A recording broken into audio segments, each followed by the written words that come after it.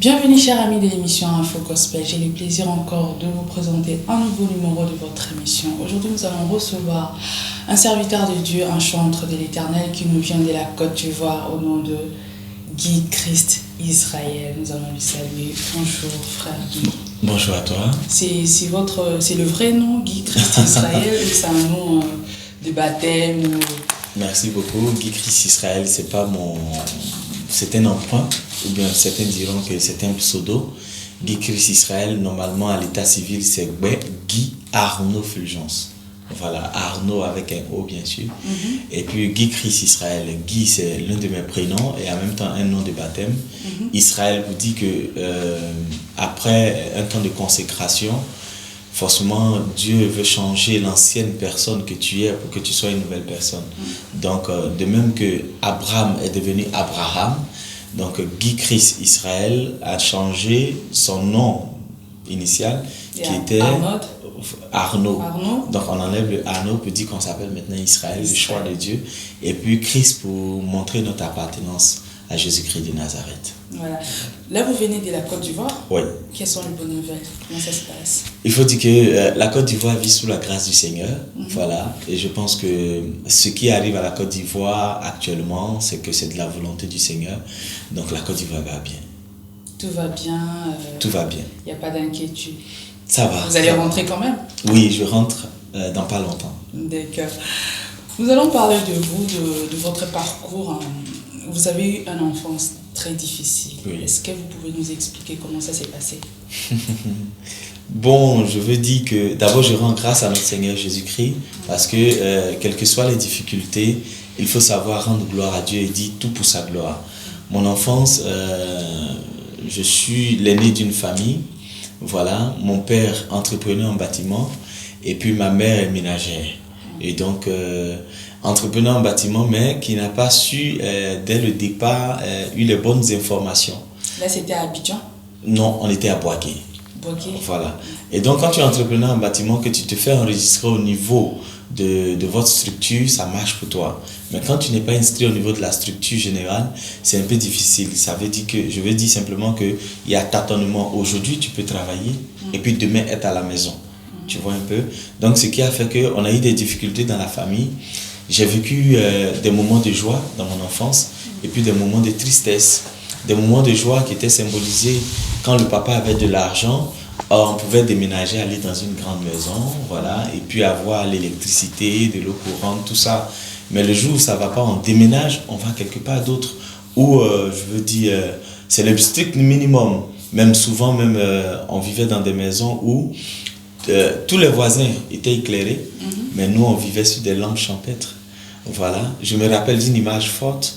Un jour, on vivait dans une maison inachevée, mais il y avait une pièce dedans qui, on dit chez nous, entrée couchée, ou bien studio, si vous voulez. Et cette pièce était quand même bien aménagée, c'est là-bas qu'on vivait. Et papa, quand il sort matin, on espère qu'il rentre à la maison au moins avec, je veux dire, 500 francs, 1000 francs, ça nous permettrait de manger. Et un jour, le vieux est rentré à la maison, bredouille, sans rien. Et c'est une image qui est restée gravée dans ma tête. Père à son âme, ma mère a pris son courage. Là, bon, je pense que c'était en 93, donc j'avais pratiquement 12 ans. Voilà, un truc en 12 ans, 11 ans. Et ma mère, Père à son âme, s'est levée le matin, ayant su sachant qu'on n'avait pas mangé la veille, elle s'est levée, elle est partie taper à la porte du voisin. C'était un tassimé. Et ce voisin-là, elle a tapé, elle a demandé une pièce de 100 francs CFA, pour pouvoir payer de la ticket mélangée avec de l'huile, du sel, pour que ses enfants puissent manger. Et j'étais à la porte quand j'ai vu cette scène. Et j'ai dit au Seigneur, je n'étais pas chrétien, mais j'ai eu des larmes aux yeux. Et puis bon, cette scène m'a tellement marqué que, étant aîné de ma famille, je dis, Seigneur, il faille que je réussisse pour que ma famille sorte de la galère. Voilà, mais malheureusement, quand j'ai commencé à connaître, je veux dire, cette entre griffes, cette gloire, ma mère a rendu l'âme le 22 février 2002.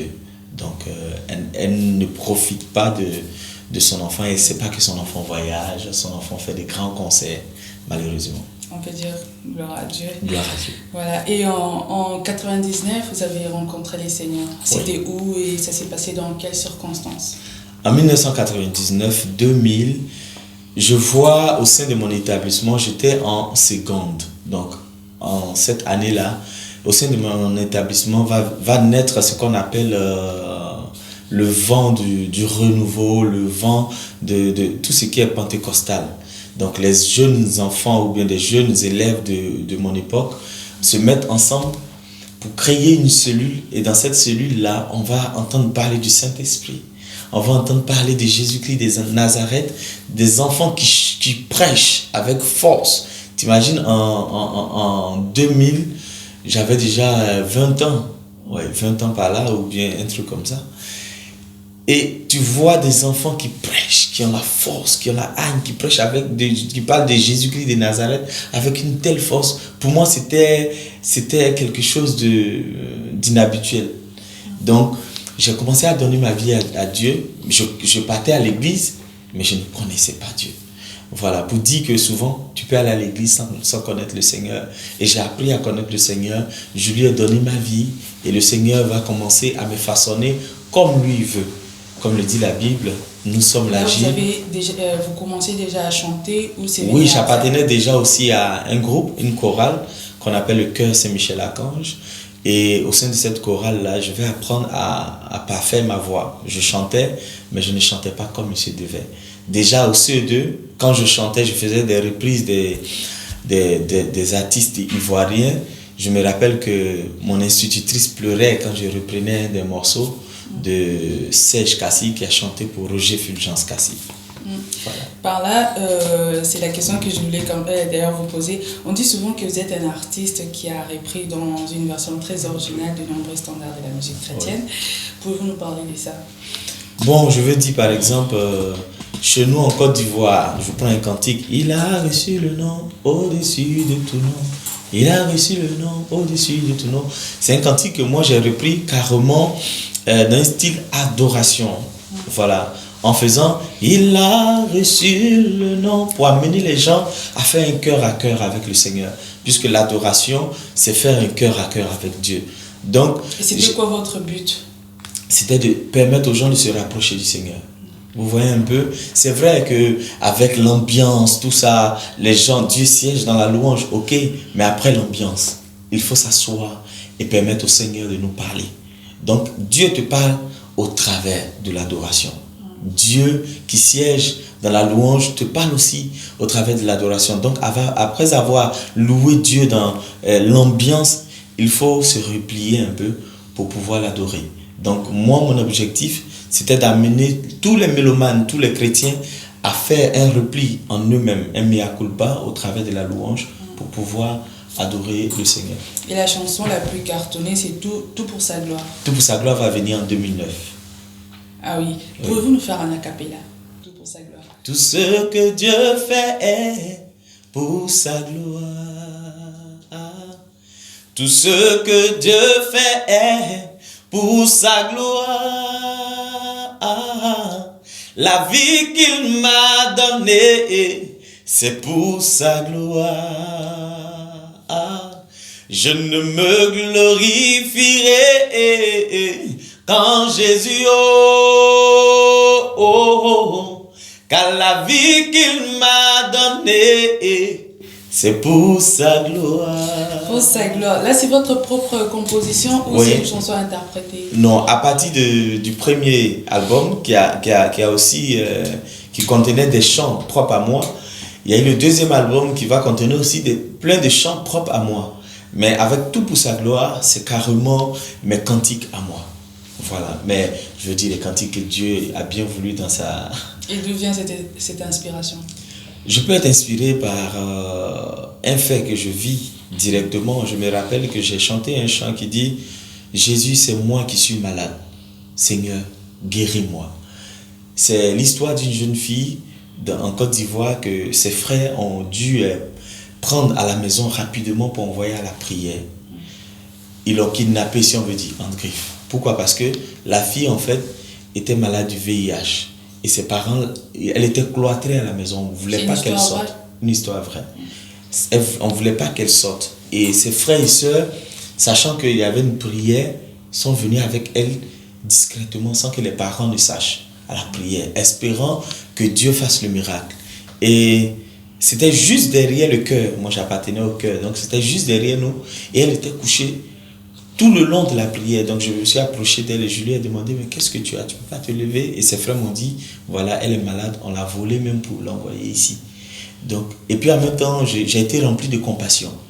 Et la musique qui se passait en sourdine, je suis rentré dedans. Jésus, c'est moi qui suis malade là et papa, guéris-moi. Du haut des cieux, regarde-moi. Du haut des cieux, prends pitié de moi. Papa, guéris-moi. Est-ce que votre passé vous inspire aussi?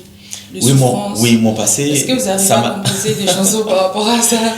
Carrément, je veux dire que mon passé m'a rejoint parce que la grâce que le Seigneur a accordée à celui que je suis, c'est la compassion. Vous voyez un peu, je suis quelqu'un qui regarde un peu la souffrance des uns et des autres parce que moi aussi j'ai souffert et je chante. Quand je chante par exemple, surtout pour sa gloire, quel est ton problème? Jésus-Christ est là-haut. C'est carrément la souffrance des gens. Vous voyez un peu? Et donc je pose la question, mais quel est ton problème à toi? Jésus-Christ est là. Bon, aujourd'hui, vous ne souffrez plus. La souffrance fait partie de la vie, de tout un être. Voilà. Même celui-même qui est le plus nanti souffre de la solitude souvent. Je ne souffre pas comme hier, mais j'ai la souffrance. Ça a juste changé de forme. Voilà. Avant, vous manquiez à manger. Aujourd'hui, peut-être. Aujourd'hui, quand même, j'arrive à manger. J'ai une famille que je nourris, heureusement, parce que Dieu le veut. Et là, vous avez combien d'albums sur le marché? Guy Chris Israël a à son actif aujourd'hui 4 albums, mais il y a un album qui est en instance de pause. Voilà, avant que je ne fasse sortir mon maxi single qui est sorti le 7 novembre 2014, j'avais déjà fait un album de 12 titres qui est là, qui est dénommé Suprême Rançon. Voilà, ceux qui sont à Paris peuvent la voir sur les réseaux sociaux.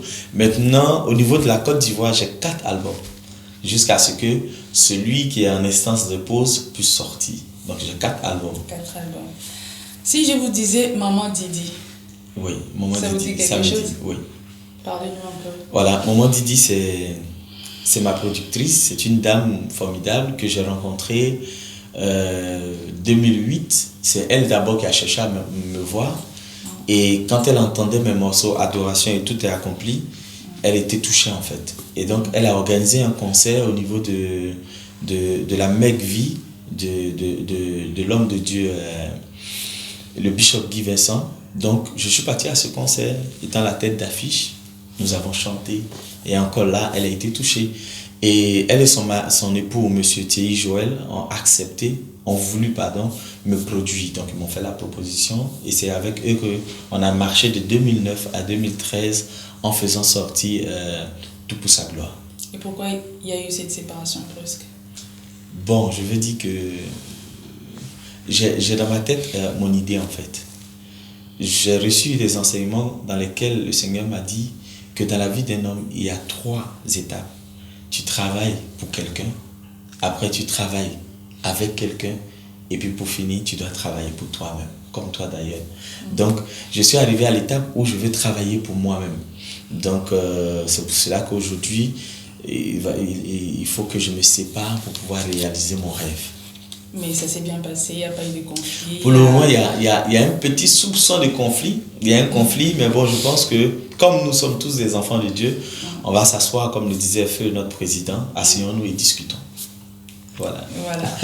En tant qu'artiste, quelle est la différence entre la musique profane et chrétienne? Bon, elle est simple. La musique chrétienne parle de Jésus-Christ de Nazareth. Et puis la musique profane parle d'autres choses. Voilà, donc la musique chrétienne, pour moi, je vais m'appesantir sur la musique chrétienne pour dire que celui qui est chrétien doit vivre sa chrétienté. Et donc, s'il est chante qui fait de la musique chrétienne, doit rentrer dans les paramètres de son chant, en fait. Qui dit musique chrétienne dit sanctification, dit une certaine vie de pudeur, une certaine vie dans laquelle c'est une norme avec Jésus-Christ de Nazareth. Parce que Jésus-Christ de Nazareth, que nous suivons, veut que nous puissions le chanter, l'adorer, le prier dans une mouvance comme lui, il a vécu, simplement. Donc la musique chrétienne, c'est une musique qui se doit saine. Voilà. Dans votre parcours musical, avez-vous rencontré des problèmes, des difficultés? Oui. Je veux dire que... Pouvez-vous nous donner un témoignage fort qui vous a beaucoup marqué? C'est du quotidien de tout le monde. Hein.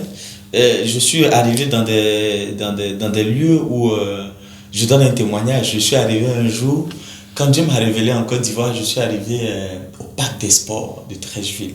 C'est un coin qui réunissait pratiquement 15 000 personnes. On m'a dit, Guy Christ, tu interviens à 22h. J'ai dit, waouh, donc à 20h déjà, j'étais là. Et donc, 22h, on ne me fait pas passer. 23h, je ne chante pas. Minuit, 1h du matin, on me tend le micro. Je dis, waouh, quelle patience. Donc, je suis là et j'ai pris le micro.